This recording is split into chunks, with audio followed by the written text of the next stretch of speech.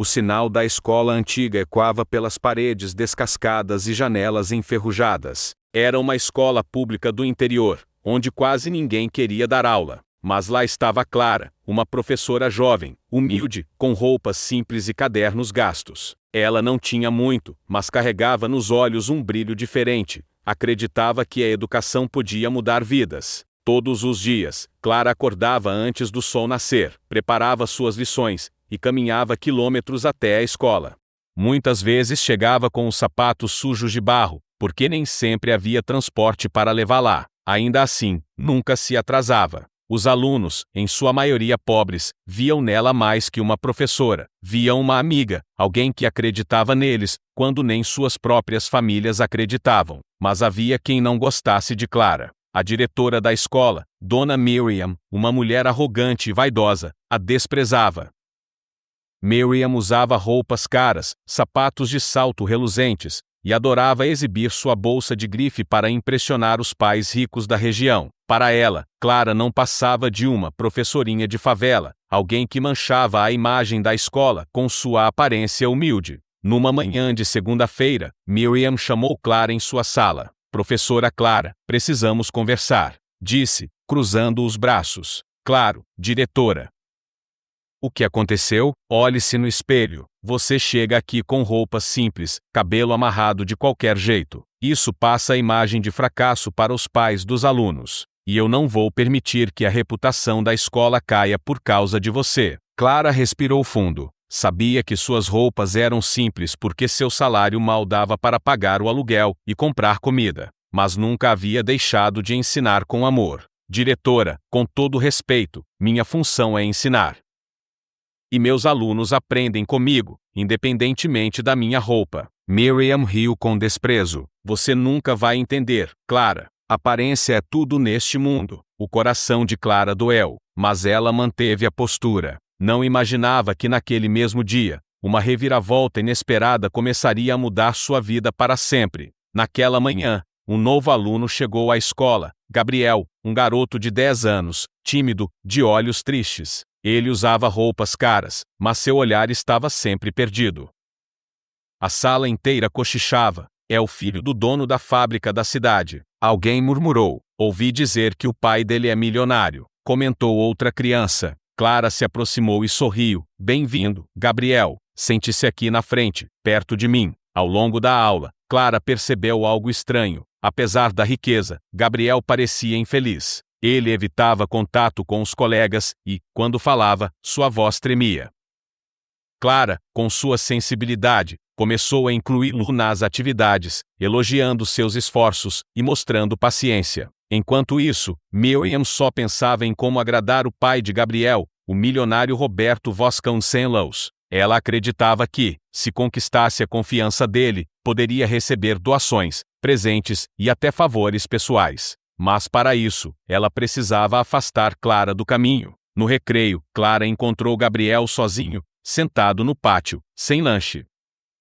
"Gabriel, por que não está comendo?" ela perguntou. O menino abaixou a cabeça. "Eu não trouxe. Não gosto das comidas da minha casa. Ninguém senta comigo." Clara então abriu sua pequena marmita. Arroz, feijão e um pedaço de frango simples. "Quer dividir comigo?" ela disse sorrindo. Os olhos de Gabriel brilharam. Era a primeira vez que alguém o tratava com carinho na nova escola. De longe, Miriam observava a cena, furiosa. "Essa pobretona não pode roubar o brilho da escola", murmurou.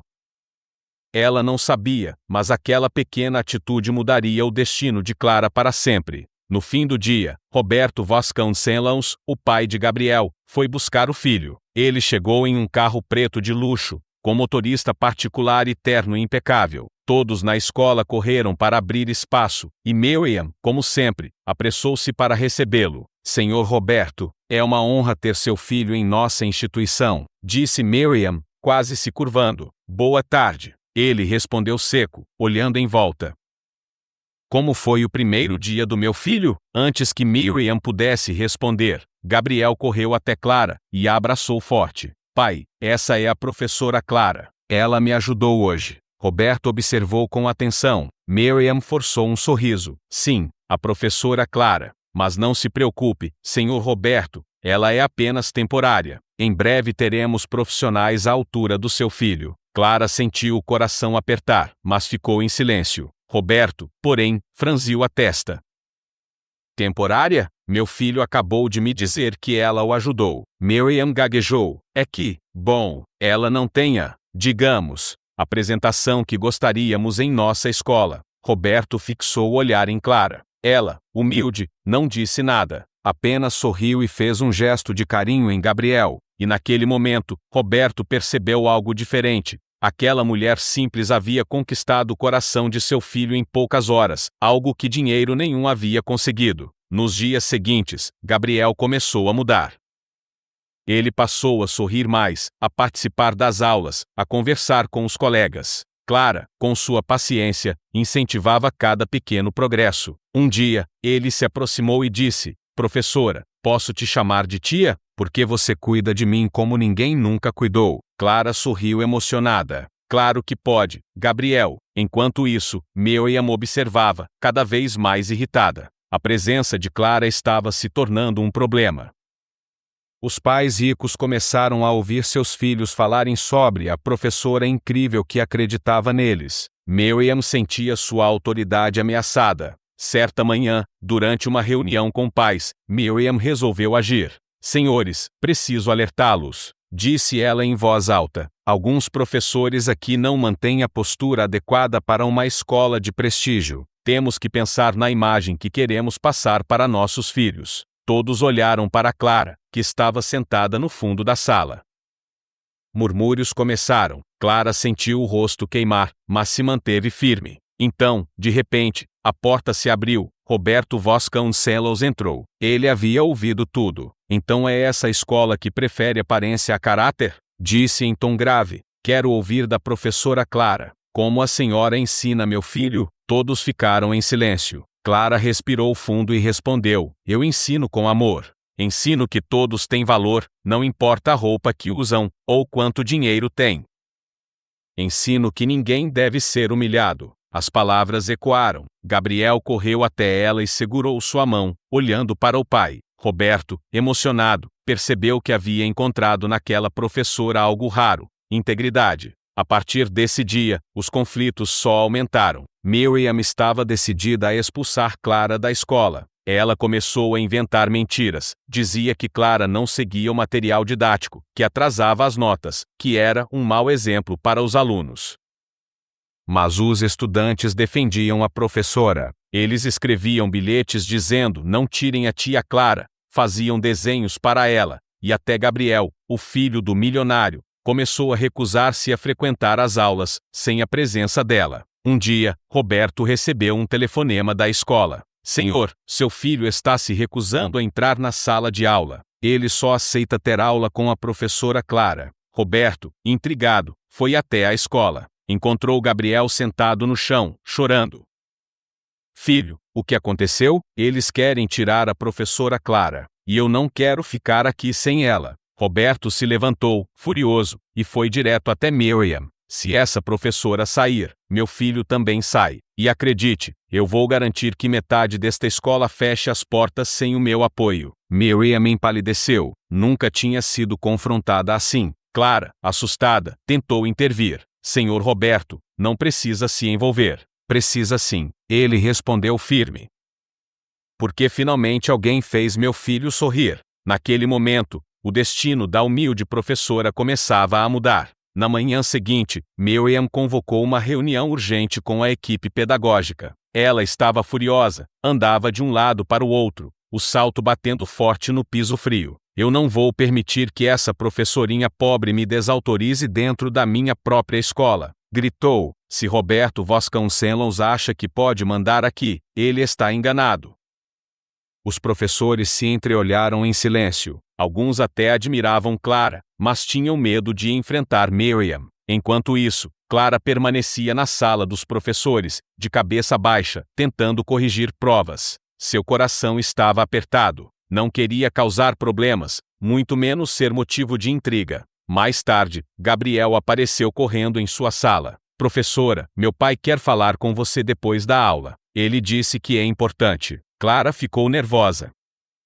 Nunca tinha sido chamada para conversar com um homem tão poderoso. Ela terminou suas aulas, arrumou os livros, e foi até o carro preto que já esperava no portão. Roberto desceu e a cumprimentou. Professora Clara, entre, por favor. Quero lhe mostrar algo. Ela hesitou, mas acabou entrando. No trajeto, ele falou, sabe, eu já contratei dezenas de professores particulares para o Gabriel. Nenhum conseguiu chegar até ele. E em poucos dias, você fez meu filho sorrir e acreditar em si mesmo.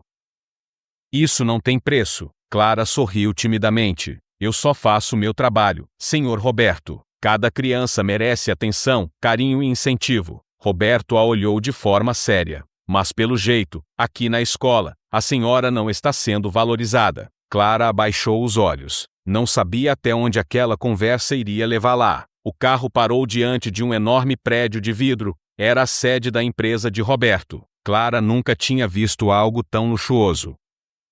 Entraram em uma sala ampla, com janelas que mostravam toda a cidade. Roberto serviu água e disse, professora, eu gostaria de fazer uma proposta. Clara engoliu seco. Uma proposta? Sim, quero que seja a tutora oficial do meu filho. Pode ensinar em casa, em um ambiente melhor, sem passar pelas humilhações daquela diretora mesquinha. Clara ficou em choque. Era uma oportunidade única, mas seu coração estava dividido. Amava ensinar todas as crianças, não apenas uma.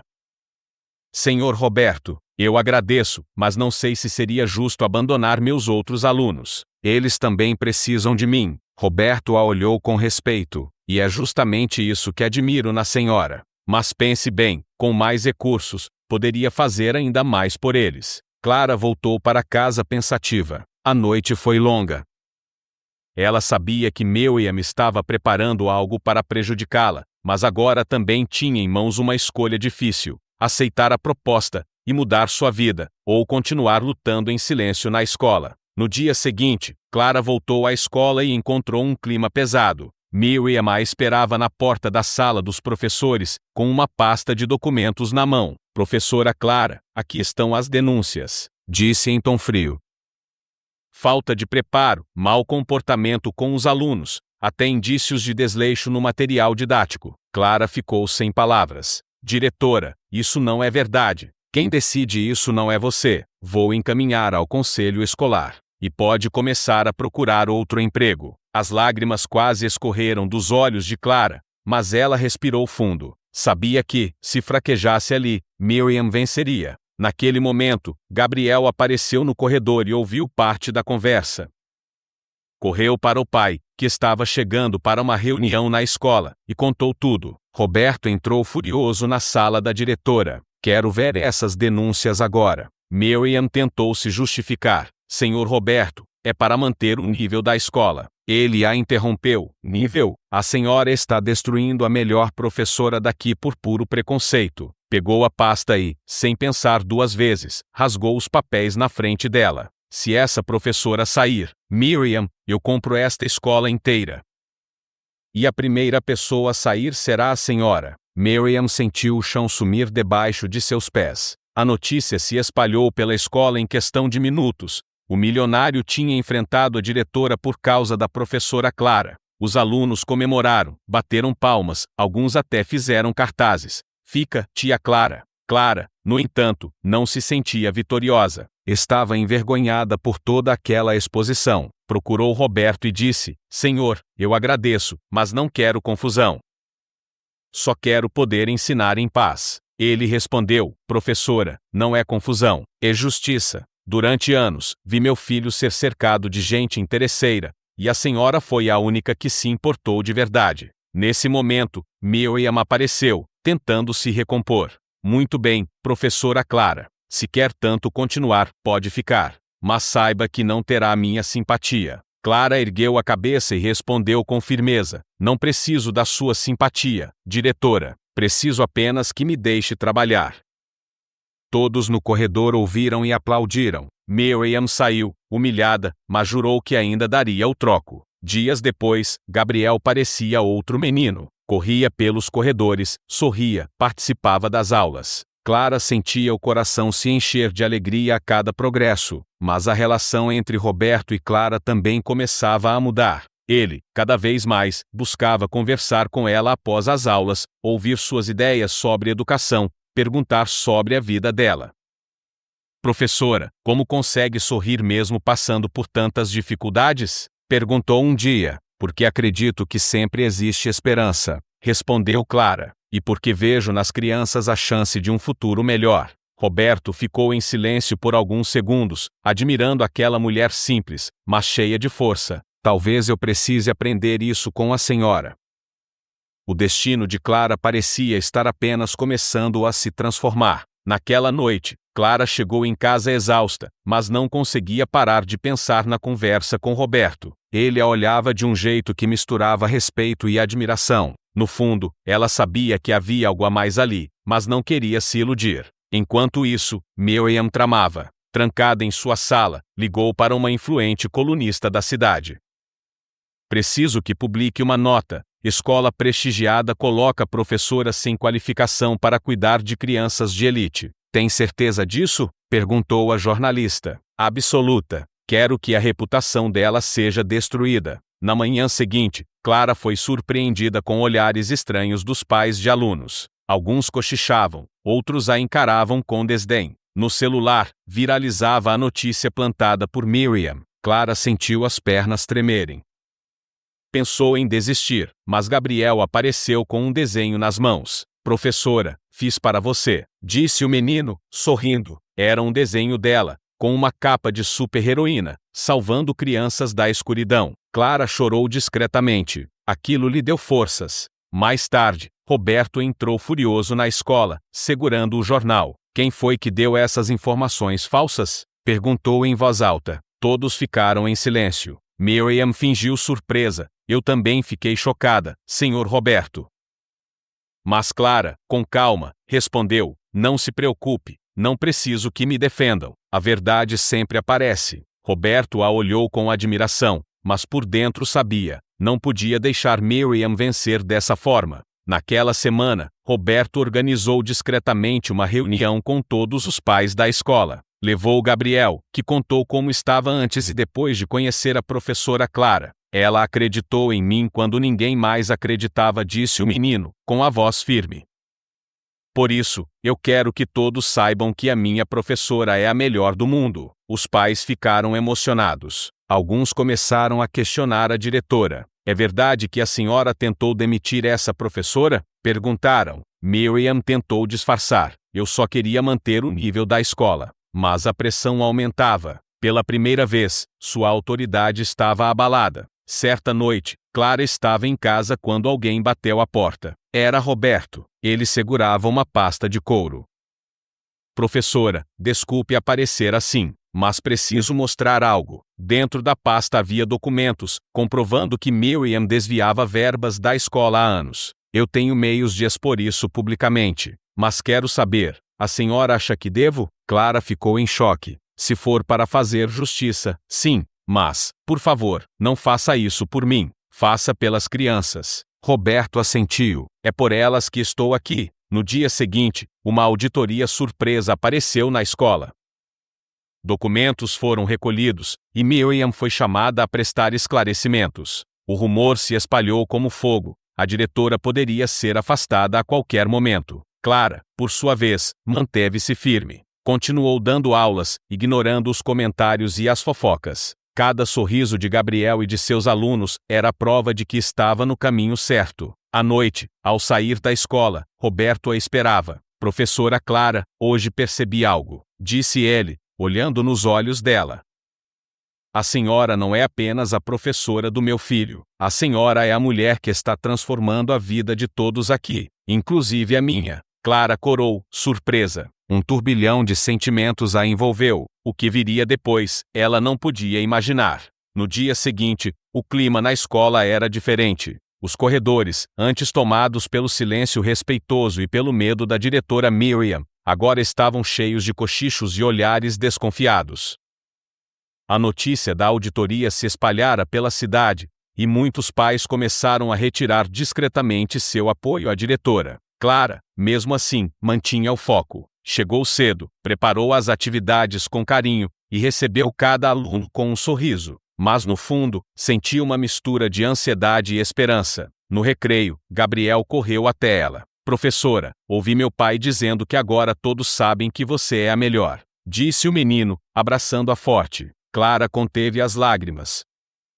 Ela sabia que a batalha ainda não estava vencida, mas aquele abraço era um prêmio maior do que qualquer reconhecimento público. Naquela tarde, Miriam convocou uma reunião emergencial com os professores. Chegou atrasada, com o rosto pálido e o olhar aflito. Tentou manter a pose de autoridade, mas sua voz tremia. Quero deixar claro que não existe nada de errado com a administração desta escola. Tudo não passa de uma perseguição contra mim, disse, olhando diretamente para Clara.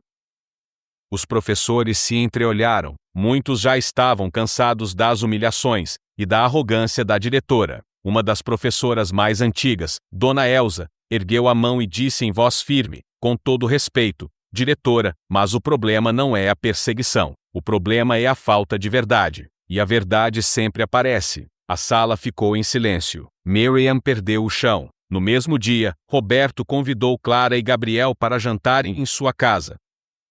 É o mínimo que posso fazer depois de tudo o que a senhora fez pelo meu filho, disse ele, gentilmente. Clara hesitou, mas acabou aceitando. Ao chegar à mansão, ficou impressionada. O lugar era luxuoso, mas o que a tocou foi a simplicidade de Gabriel, que correu para mostrar os brinquedos. Durante o jantar, Roberto olhou Clara nos olhos. Sabe, quando minha esposa faleceu, achei que nunca mais veria meu filho sorrir. Mas a senhora trouxe a luz de volta à vida dele. Clara ficou sem palavras.